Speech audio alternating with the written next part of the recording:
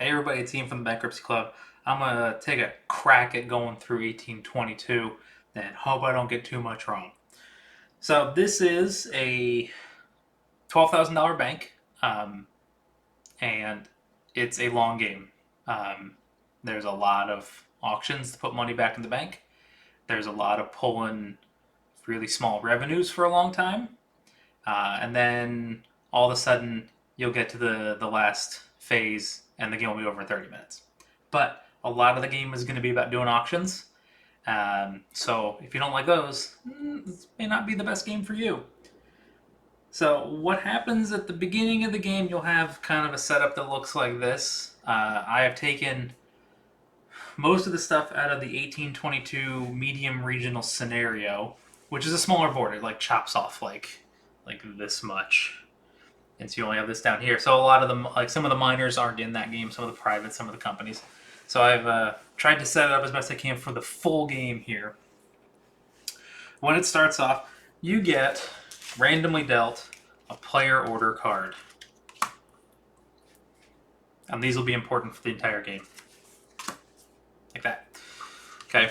On your turn in the stock round, you can take an auction action, a bid action, Let's call it a bid action. You take a bid action, you can convert a concession, or you can take a stock action. At the beginning of the game, you don't own a concession to convert, and there are no stocks to buy. So you got to start with placing bids. You will have some number of bid tokens. I'm going to say 6 because that's how many I have in front of me. I also have some yellow ones for counter bids for the other players. Every player has their own color. To place a bid, take up to three cubes at a time, and you can place them on 3 different things. Each of the items has a minimum bid. The concessions and the miners start at 100, and the privates start at 0. So for single bid action, I can place that on 0. I can place this on 100, and I can place this on 100. Okay. Later on, somebody else has come along and they have also placed bids on some of these things. They have outbid me on 2 of them. I still have 3 cubes left. So as a single action, I can place 3 more bids. So optionally, I could bid on some things down here. Let's say I only want to do 2 of the 3, and I'll save this for later just in case. With that third bid action, I can increase a bid to on an item that I am losing. So I'm losing on this private right here. I can increase my bid from 0 to 25. Now I'm winning. Great. Yellow takes his turn. He doesn't do anything. Comes back to me. I'm still losing over here. I can increase this to 150. And that's cool. And then yellow will go and then come back to me. On my turn, if I am winning bids, I cannot change those or retract them. You are locked in. This is important later when the capitalization for the miners changes. And you will probably want to bid higher than the minimum of 100, unless you have a plan, because maybe you're smart like that. Okay? So, everybody takes turns bidding.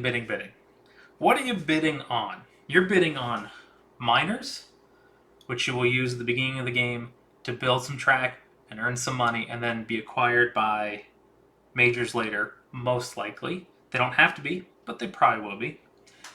You're bidding on concessions, which is the right to start a major company and a discount on the president certificate, and you're bidding on these privates, which have powers, and you will absorb them into your minors and your majors to give them special abilities. Okay. At the beginning of the game, there's a chart. There's a really cool chart. Let's see if I can zoom in on this. There is a chart here. There we go. So you start in phase 1. Where is it? Minor companies, float price, and capital. Okay, you can see that it changes throughout the game. This is in the book somewhere. Sean made this, I believe, by looking on PGG. There's probably something on there. What's important here is you can see that the capitalization for both the miners changes throughout the game, including their float price and then capital, and the same with the majors. It changes throughout the game. Okay? At the beginning of the game, whatever you pay for your miner, and let's say yellow bid on that one. Blue pays 150 for number 24. It starts at a $50 value, no matter what, and gets $100 of capital into its charter. That's the spot. Okay.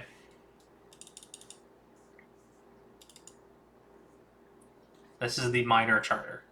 So at the beginning of the game, it's going to start in the first OR, in the first stock round. If you buy one of these, it will have $100 in it. Later on, they will end up with more money depending on how much you bid. So, starting in phase 2, which you do not start in phase 1, you start in phase L, or phase 1 if you want. Starting in phase 2, the float price over here will be half your bid rounded down to the nearest increment of 10. And then whatever that ends up at, the miner will end up at twice that value in the treasury. So let's say, hypothetically, this bid had happened in phase 2. I had bid 150, which is more than 130, so I win. Half of 150 is 75, it rounds down to 70. I end up with $140 in the treasury instead of 100. In phase 3 onward, you do the same thing where you have the initial, you have the winning bid, so to determine the par price. So 150 divided by 2 is 75, rounded down to 70. However, the whole winning bid is placed in the treasury, $150. This leads to situations late in the game where someone will simply take a bunch of bid markers so that they don't forget, and they'll say, I bid $300 on this miner, or $500, or $700. The reason that they do that is it pumps the winning bid into the miner. So, if you need to buy a train, because all companies have to own trains, that's a way to push that money from your personal into the company through a bid action. That is important. And it changes suddenly at a crucial stage of the game, which can lead you to bankruptcy in the 3 trains. However, there is no bankruptcy escape. You just take a loan and have to keep suffering. So, paying attention to how the miners capitalize throughout the game is very important. And that will influence how you bid on them. The concessions, once you've acquired a concession, it pays you a revenue every operating round of $10. Exciting.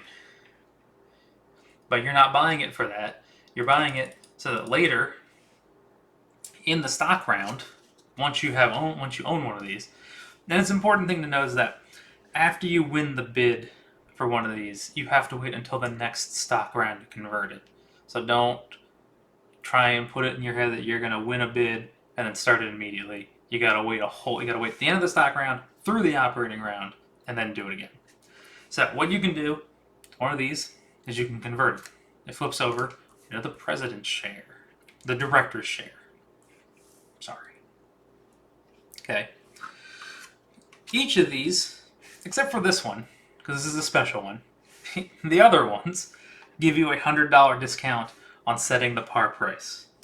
So, I have the Libisker, the LBSCER. LBSCR. Oh, there's a lot of letters in that one. The Libisker. I have this guy. On my turn in a stock round, I can flip it over and it becomes a director's share. It gives you a $100 discount on whatever you set the par price at. So, if I want to, between 60 and 100, you can't have 50. That's for minors only.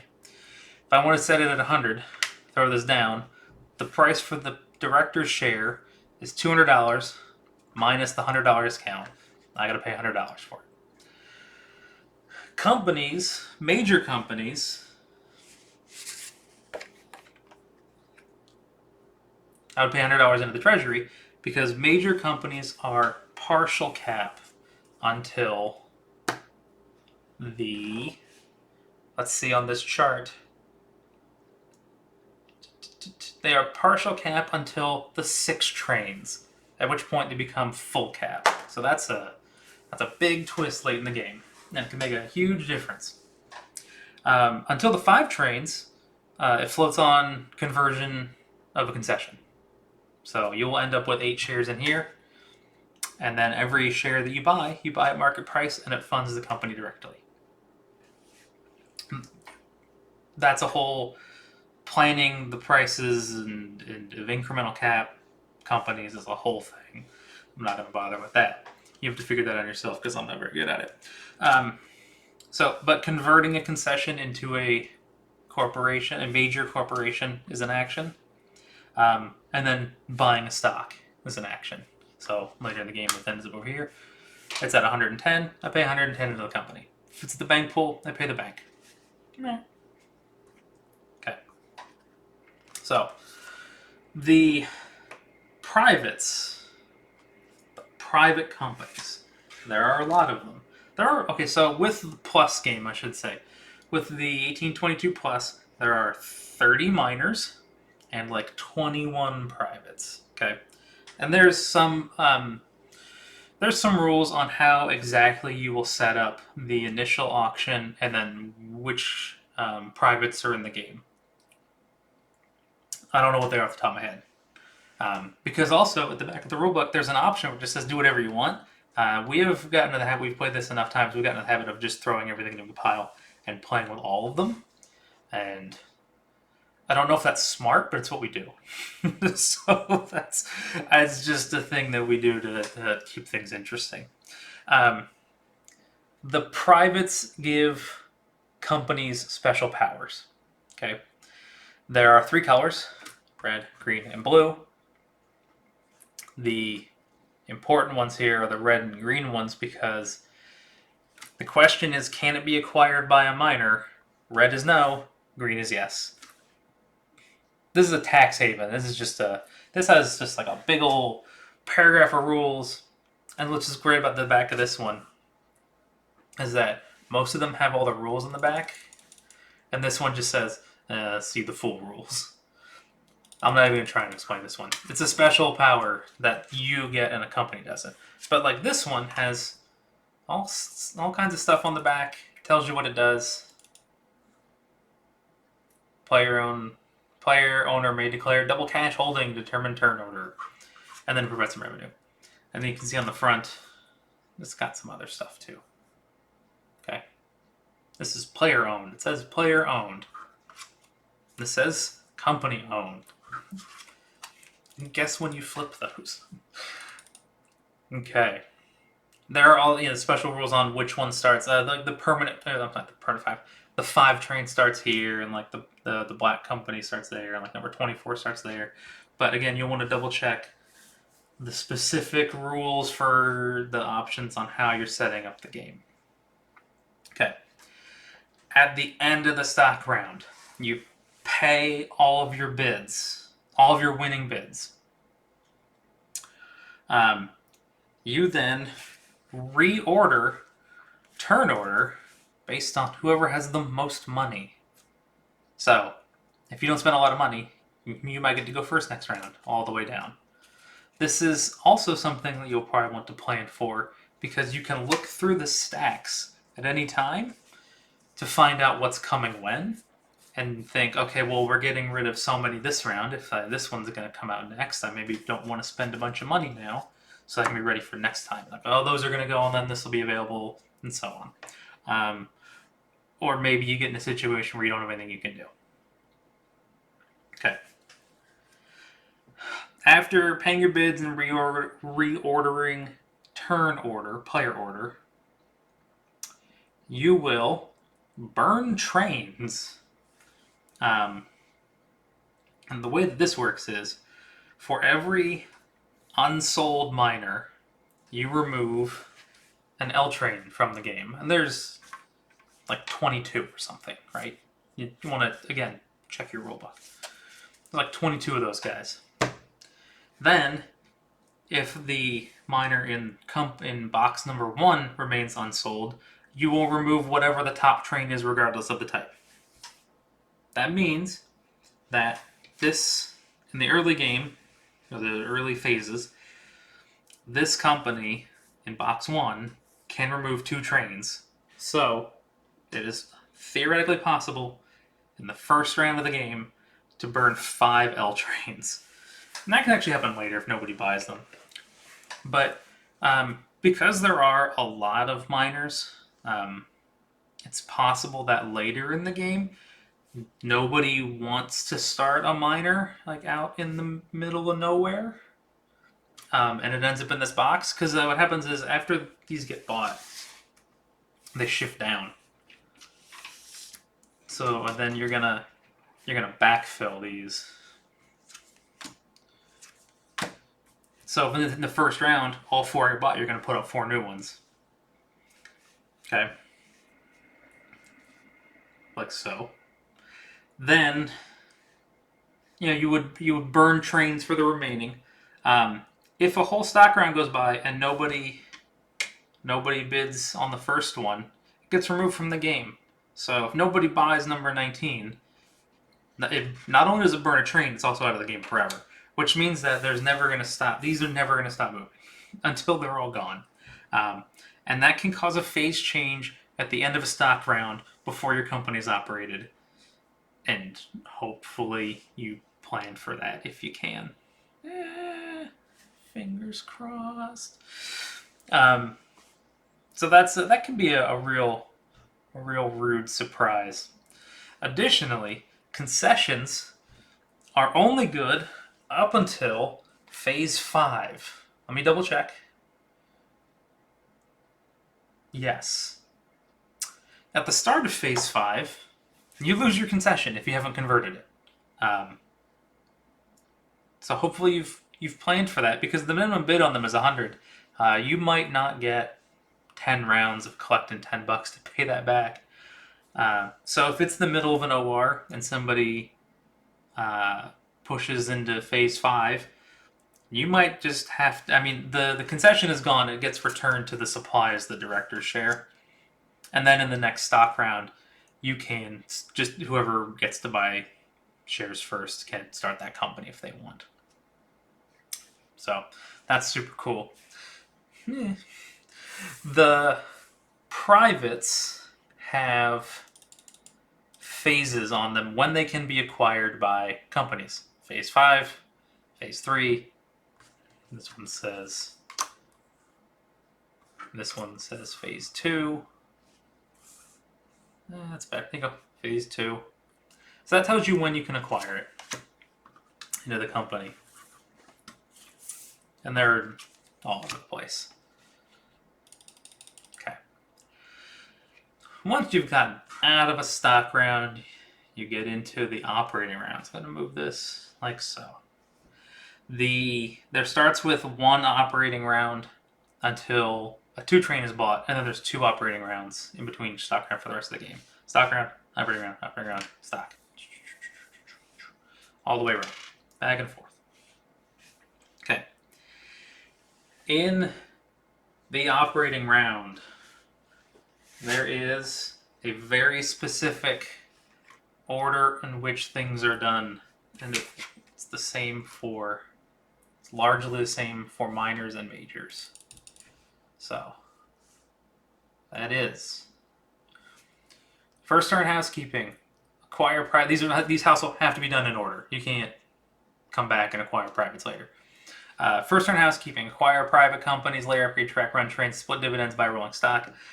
The majors are slightly different in that they have acquire a minor company and then issue or redeem shares. And the station markers and destination. Okay, so they have a bunch of other stuff. The structure is generally the same. Okay.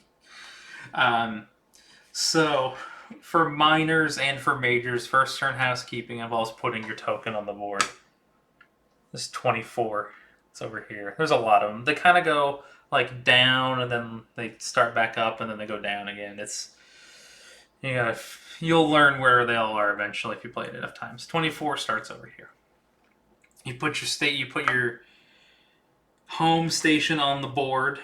Miners, and only miners, have the option of acquiring an L train after laying their home station, before laying track. So that is their special first turn housekeeping option. Since you start the game with $100, you're going to have at least 50 to buy a train. So miners can run on the first OR. They'll start at 50, and then they can run this L train for whatever, and it'll move forward. And I'll go into that in a second. Okay. That's first turn housekeeping there. They can acquire any privates depending on the phase and the color of the company. Minor companies only ever get one track action, and they can never upgrade beyond green. Yellow and green for miners only. They can then run their trains and then buy rolling stock. So minor companies have a fairly low train limit. Oh, it's really hard to see. I wonder if I can lift this up here. Got a light right behind the camera. Yeah, there we go. That's not bad. Train limit. Their number is the one on the left. So 2 trains, and then later 1 train, and then 1 train. But they can start the game with 2. However, L trains, each token can only be served by a single L train. So you cannot start the game by buying 2 L trains and then hit the same station more than once. Where was I? To run your trains. L trains, they run to a single station, but they can optionally include a dit as well. So this is a special hex with a city attached to a dit. The L train can run to the city and the dit. If you were up here at like Newcastle, you could build track and into Durham, and that's how they function as a 1+1 if you're familiar with that. A city and a dit. Okay. Miners always pay out half to the company and half to the owning player, which you have represented by that single share, single director's share, 50%, 2 shares. Okay. When they pay a dividend at all, they move forward. All companies must own a train. Miners are never forced closed because of the phase change. So they can last into the end game when trains are $750. Which they will split. Half to the company and half to you. Okay. However, miners only ever have the 1 home token. So this is the only token it's ever going to have. So hopefully it's a good one. That's probably not. Okay. So after all the miners operate in descending order, after the miners is all of the majors in descending order.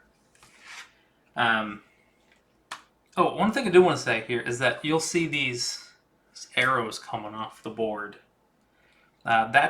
These exist just so that when you are placing track, you don't have to have quite the same restriction. You don't have to have a bunch of special tiles for spots like this, where you can do that's not a good one. It's a terrible example. I mean, you can do this. This is illegal. You can put a chicken foot there and have it go off the board if you want, or like that. That's fine too. Oh, I do want to show you. These tiles are really small. Like, it's maybe hard to see. This is an 1822 tile, and that's a normal tile. So you put this on top of here. You can see they're pretty small. There it is. Look at that. It's like a little baby tile. They have to be small though, because there's a ton of them. This game already weighs a lot. Having these huge tiles would make the board just enormous. Laying track, you've got these off-board things for convenience.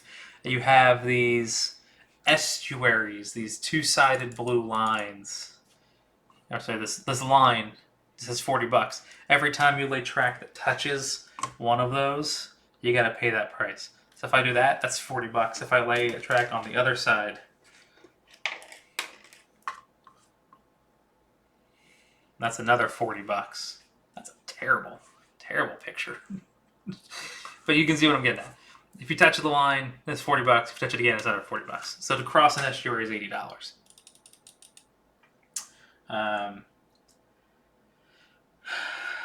There's a heavy sigh when trying to explain the English Channel. And I have to explain this because it's a tile that can be played and upgraded. And what I should have done was got out ahead of time. Okay. English Channel. It doesn't even have a connection until green. Okay. And so look, it's got this. Now it has a pass through and a token. I mean, it always has a token. It's down here. There's a spot for a token in yellow, but there's no connection between the two until green. Okay. There's an off board over here. It's hard to read. It says 0, 60, 90, 120. So in green it's 60, brown it's 90, gray it's 120. It starts at 0 because you can't get there. Okay. The English Channel tile is worth $0. Hot $0. But it costs $100. It costs $100 to upgrade the English Channel every time to the next color. Yellow, green, $100. Green to brown, $100. Okay. The English Channel and the corresponding offboard count as a single location for routes. However, to get the value of the offboard, you have to be able to run through this token to the offboard.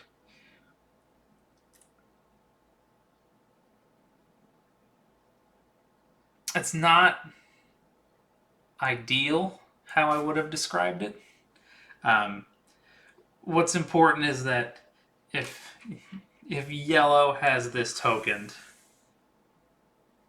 I'm not sure how great that's going to show up. The board's too big, you're going to have to deal with it. If yellow has this tokened like this, nobody else is getting this off board because yellow's blocked it.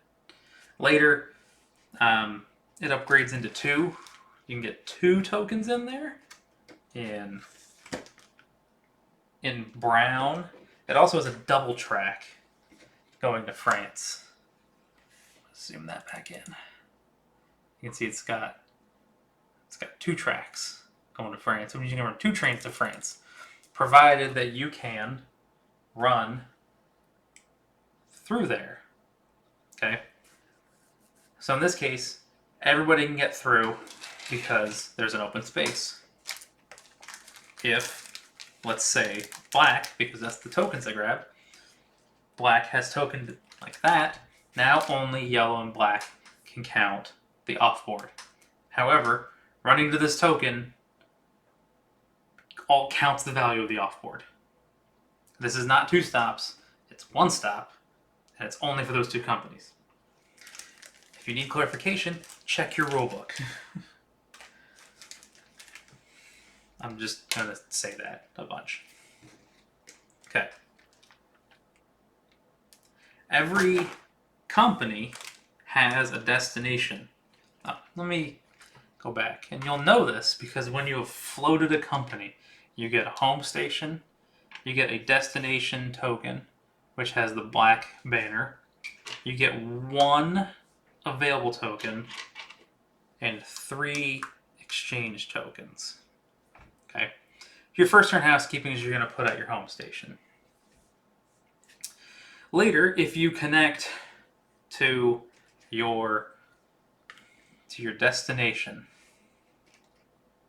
that's a T city.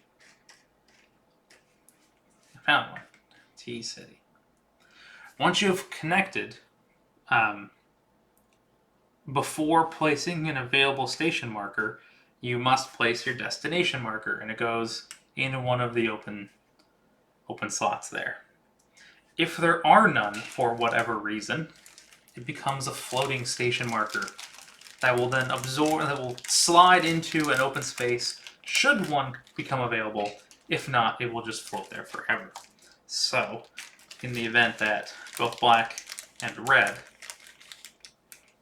had tokened down here, as soon as yellow makes this as soon as anybody makes this connection, but on yellow's turn, he is connected to his destination.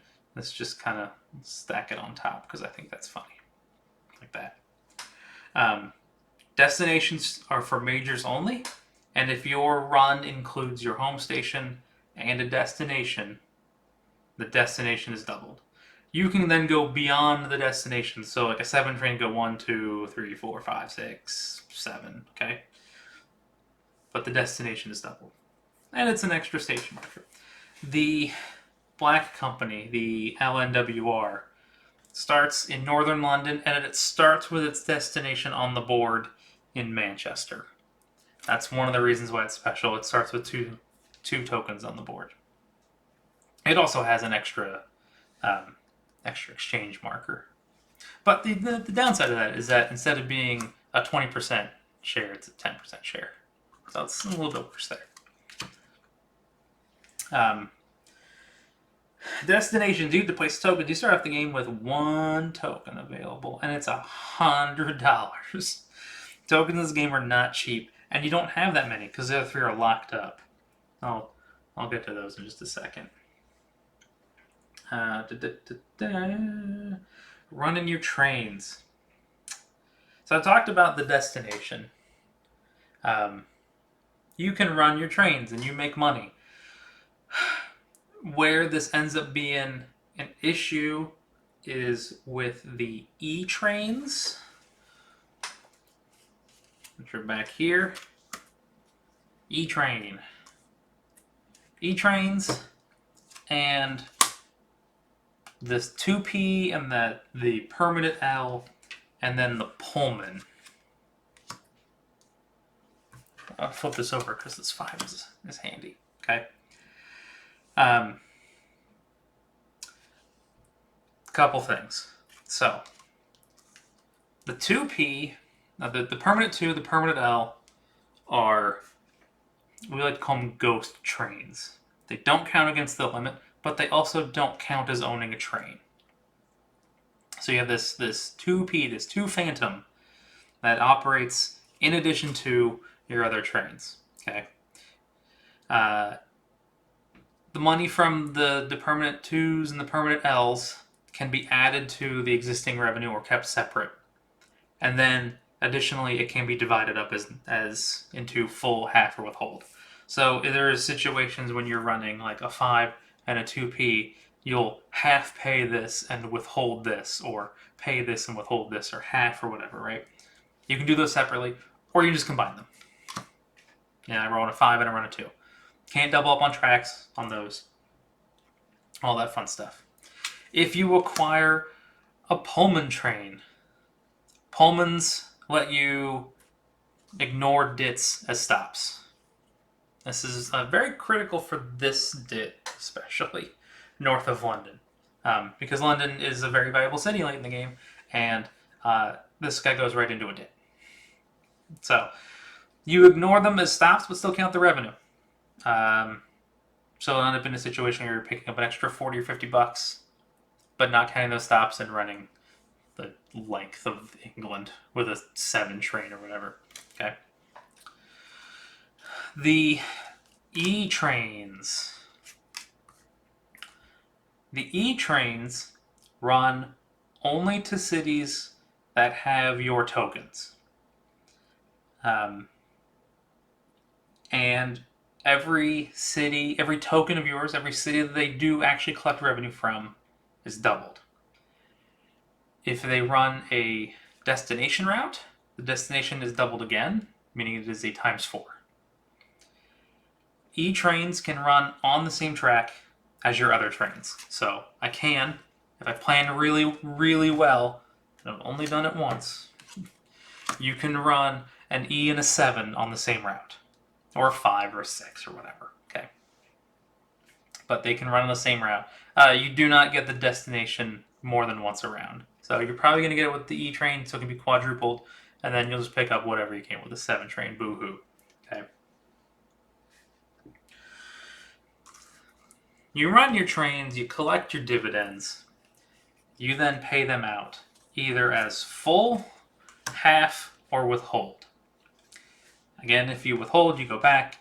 You have to pay at least your current stock value with total dividends to move forward. So I'm at $110. I have to pay $11 a share to move forward. If I pay $22 or more a share, I get a double jump, which means that there is a decent amount of rubber banding for falling behind late in the game, especially if you can get into, an E train. Like, you can, I've seen it happen.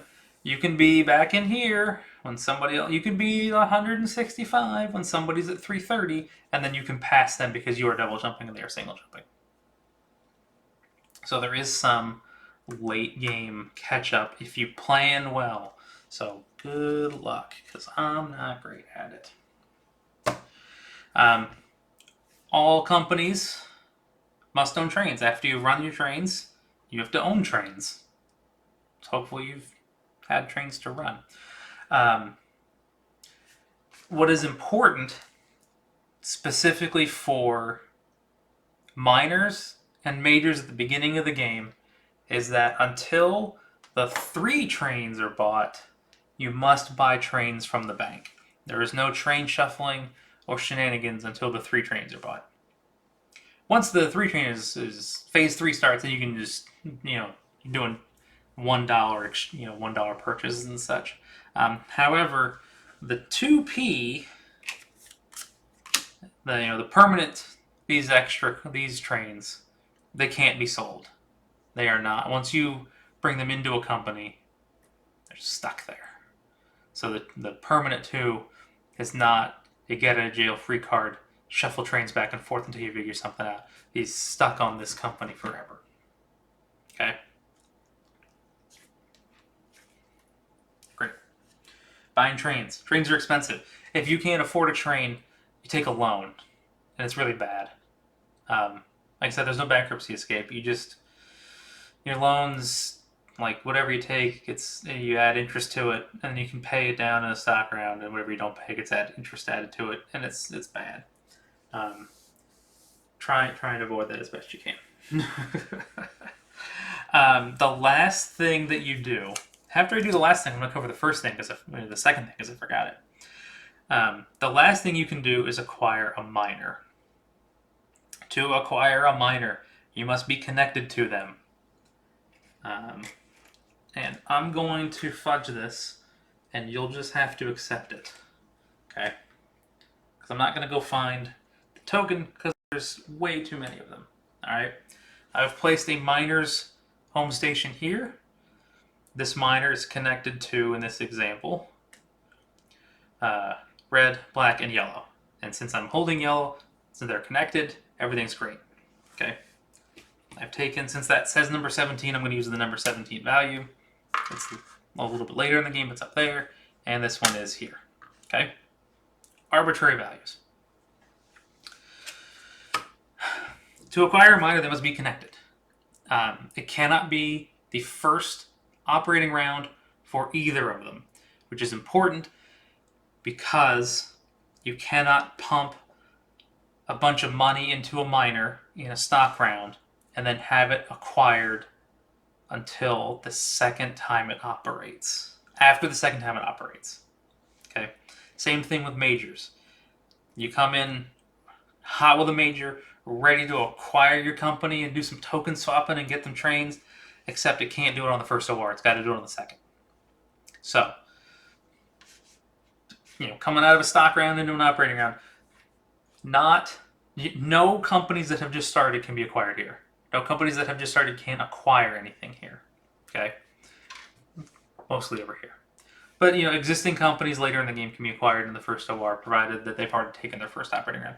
We have these trains that we put on things, like that. If you have this train on you, that is a reminder that you cannot acquire a company. It is removed at the beginning of the second OR to let you know that your first operating round has been completed. Whatever helps you remember, try not to forget that. Okay? To acquire a company, you're connected. You have to make an equal exchange. In this case, number 17, because it says 17, that's not where 17 goes, just work with me. Number 17 is worth $100 a share, and since the director's certificate is 2 shares, number 17 is worth $200. The Labisker the company must give the owning player, $200 worth of value. Cool so far. Because the trade has to be balanced, you as the director of the yellow company are buying yourself out of the minor company. It's very robber baron style. However, it's an equal trade, so it's not quite so much a robber baron. It's just like, when you agree to a merger with yourself, do you consent? Of course I do. I'm me, just like I'm you, and so on. Okay. Since the deal has to be balanced, the Labisker must give number 17, the owner of 17, $200 of value. This can be in cash or it can be in stock, provided that there is stock in the company. Okay? You can give cash, 0, 1, or 2 shares as long as the trade is equal. To give shares, you may offer 2. No more than 2, just 2. 0, 1. This is worth $270, but the company is only worth $200. That means that the player has to make up the difference to make it even. So the owner of number 17 has to reimburse the company $70 to pay for the difference in value. Okay, it's going to be a little difficult. You're going to have a little trouble the first couple times. What's going to happen is you're going to make 2 piles. Okay, this is a $270 pile. This is a $200 pile. Okay, this is you. This is the company. Since this is me, I'm short. I have to add $70 to this. Okay, and then once the values are equal, everything on here, all the trains and assets, move into the company. You will then acquire 2 stocks. This will go away. The token will either be replaced immediately with an exchange marker into the same spot, unless you're already in that hex. If you elect not to do that, it will simply be this one, the miner gets removed from the board, and the exchange token becomes available for $100. Okay. I want to go back to this exchange again real quick, because there's a couple things. So we talked. How is that? The major is worth more than the minor. If they're on the same diagonal, it's a perfect exchange. You just do 2 shares. Okay. If it is like this, where the major is worth $100 and the minor is worth $360, so it's $180 right here. So the president's share of the minor is worth $360. The major can pay 2 shares. That's $200. This is $200. This is $360. The company needs to have money in its treasury to go with the shares to make up the difference. If the 2 piles cannot be made equal, either from the company treasury or from your own personal cash, depending on where the imbalance is, you can't make the deal. You can't make the acquisition. Okay? This may lead to you into a situation in which you are running a miner with no train in the attempt to move it backwards while your major moves forward in an attempt to make a more equal deal. Or something else. Okay? The important thing other than the tokens, because the tokens are limited, the important thing other than the tokens is that when you acquire 2 shares, or 0, 1, or 2, 1 or 2 shares from a miner, this may take you above the 60% cert limit, the 60% ownership limit. If you're at 60% or higher, you may not buy any more. So, I wonder where that went. Oh, there it is. Okay. Haha, found it. Right where I left it. Okay. If you are at 60%, double check. If you're at 60% and you acquire a miner, like I just did that whole thing, you pick up 2 shares. Now you own 80%. You still can't buy these. But if you were to acquire another miner, you could get the other 2 shares and take you up to 100%, which is totally legal through the exchange of miners only. Acquisition of miners. Okay? You just have them. Those are yours. Now you get 100% of the dividends and your company gets nothing, unless you do a half pay. You can do a half pay and then that can affect your stock as normal, but you get half the money, the company gets half the money. Okay? That's a thing that you can do, and it's really cool if you can get 100% of a company, and then you also run an E train with a bunch of markers and a 7 train, you just get a bunch of cash. And that leads into a situation where the rubber banding effect can be really strong, where somebody up here owns 60% of a company, but it's only running okay, and you're back here and you own 100% of a company that's running real hot. You can make some serious gains because you own 100% of the stock and they own 60%. So the math is probably has a balance in here somewhere. Okay. Later in the game, late in the game, starting in phase, this looks like, according to this chart, phase 5, if during an operating round there is a miner in the bid box that you are connected to on the board, where'd that token go? Where'd that chart go? 7. Oh, there it is. 17. Okay. Like this. We are in this situation. 17 is in the bid box. Nobody's bought it. 17 is on the board. Yellow is connected to it. At the end of Yellow's turn, it can't acquire a miner company. It can't acquire number 17 directly from the bid box for $200. In which case, this is removed. 17 wouldn't be on the board. You have maybe have a reminder there to let you know where 17 was. It's technically 13. You would have something there to let you know where the miner was. You can remove it from the bid box for $200 solely for the purpose of moving an exchange marker across or placing a marker in that spot. I went through this whole thing, and somebody's going to say this in the comments, but 17's like right there. If I'd just gone the other way, right? This is like one of those things where people who play train games are super... I get comments from some of the views, and it's people paying a lot more attention than I am. They're like, oh, at hour mark 1:45, you did this. You could have done this other thing instead. I just try not to break the rules most of the time. Look, 17's over there. I did that whole example with 17 is number 13 when 17 was right there. Okay. 17 is in a bid box. 17's in the bid box. I'm connected to 17's home station. Oh, man.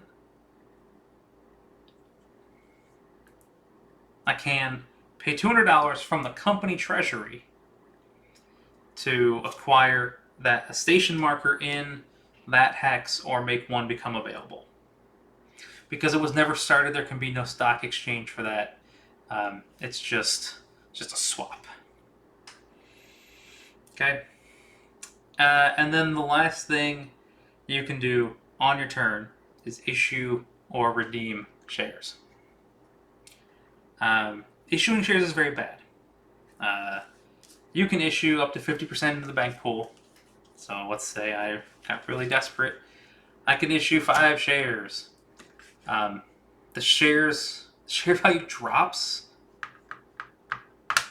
for each share, and then you get the value based on the final resting place. So I went from $200 to $120. So I got $600, which is not, it's not great. I went all the way down. That's bad. But maybe I needed that money. You gotta figure it out. You can issue or redeem if you issue. Get that. If you redeem, you can just redeem any number from the bank pool. You cannot redeem on the same round that you issue, surprisingly. But I suppose you could issue them on one round and then redeem them on the next, but that doesn't seem great. But it lets you put the shares back in the company because you need to put shares in the company if you want to make those exchanges to get above the 60% ownership. So that's an important thing. The game ends when the bank is broken or you hit, there's a game end hex up here. Or I'm sorry, not hex. There's a game end space on the stock market up here. If you ever end up there, you win. There are no arrows on the side of the chart here. So if you hit the end, you just bang into it. Unless at the end of a stock round, if you're sold out, you move up a space. So in our experience, although I'm not sure how this plays out for everybody, it has been our experience that you will hit the end before you have your stock value has gone up vertically enough to get it into the game end. Although it is possible if things go a certain way that you could end up zigzagging across the top of the board. At the end of a stock round, when the stock value rises, if it's at the top, it goes down diagonal right. And then it can rise back up, and then it'll zigzag all the way across. Or if the bank breaks. Bank breaks, you play out some number of additional operating rounds. Look in your rulebook. I don't know how that works. Not off the top of my head. Other things, let me think. London has a rondel. So there's 6 home stations in London, 4 majors, 2 minors. I'm sorry. And then also there's the off-board rondel here. This is the thing. Private number 14 starts in one of these spaces, and then it is co-located with the corresponding space on London. So if it starts in the north one, it's co-located with the LNWR. It has to pay $20 to put its home station down, and it can't build its first turn. That's super important. Is that the number 14's first build action is to place its home station. London has a value that starts off at $20 and then gets up to $100. You mark it with one of these guys. Let's see if I can zoom in on these. There we go. 20, 40, 60, 80, 100. Okay. And as a tile action, you can upgrade London for $20. Remember, miners can't go past greens. Okay. It is... Oh, there's a yellow section on the board. There's a whole yellow area where the shares don't count against your cert limit. We haven't spent a ton of time in there, but that's a thing, and you should know about that. Again, this red space is only for minors.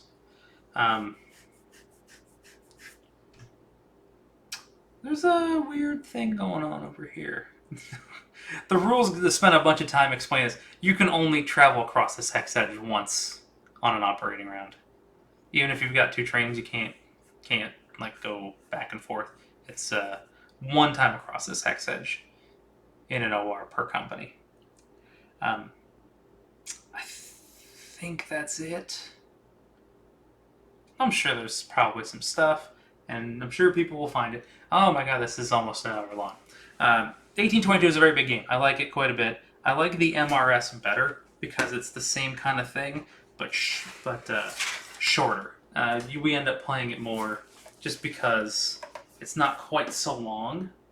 Though every once in a while you want to play, and so you can see how much smaller that is by putting it here.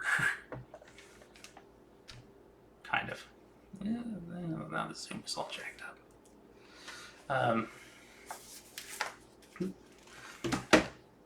It's a big game, and there's a lot going on. And the random order of the minors, and the concessions, and the privates, and which ones are in the game leads to a different game every time. Um, it can be pretty good, and then you start finding new combinations, and you start figuring new things out. And you're like, oh, next time if I get this combination, I can do this. We've played 1822 CA, which is it's bigger. It's like it's just all it's Canada east to west, so it's the same kind of idea, but it's bigger. And I've played 1822 MX, which is Mexico, which is smaller. And they all use the same kind of auctions and miners and all that good stuff. So once you get the hang of one, then you're just learning a few tweaks on the next one. So this is a cool game. I would play it if you can. I think there might be a Kickstarter coming in 2020. That I'm not really sure because I haven't been keeping up on stuff. Alright. Now this is super long, so if you stuck around to the end, you're a trooper. Thanks for watching.